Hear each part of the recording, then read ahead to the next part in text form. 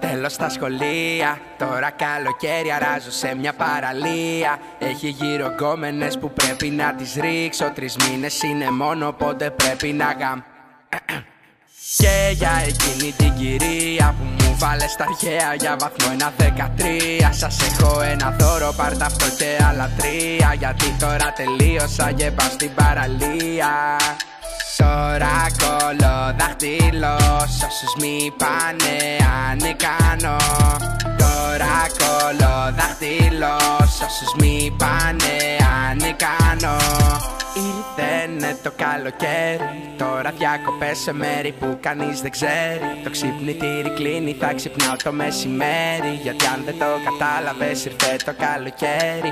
Ήρθαινε το καλοκαίρι, τώρα διακοπές σε μέρη που κανείς δεν ξέρει. Το ξυπνητήρι κλείνει, θα ξυπνάω το μεσημέρι. Γιατί αν δεν το κατάλαβες ήρθε το καλοκαίρι. Ήρθαινε το καλοκαίρι. Ήρθαινε το καλοκαίρι. Ήρθαινε το καλοκαίρι. Ήρθαινε το καλοκαίρι.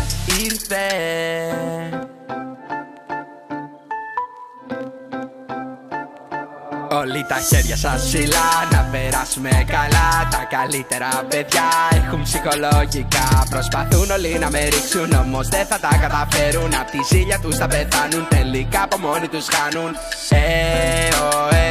Και γουστάρω τρέλα. Και γουστάρω τρέλα. Ήρθαινε το καλοκαίρι, τώρα διακοπές σε μέρη που κανείς δεν ξέρει. Το ξυπνητήρι κλείνει, θα ξυπνάω το μεσημέρι. Γιατί αν δεν το κατάλαβες ήρθε το καλοκαίρι.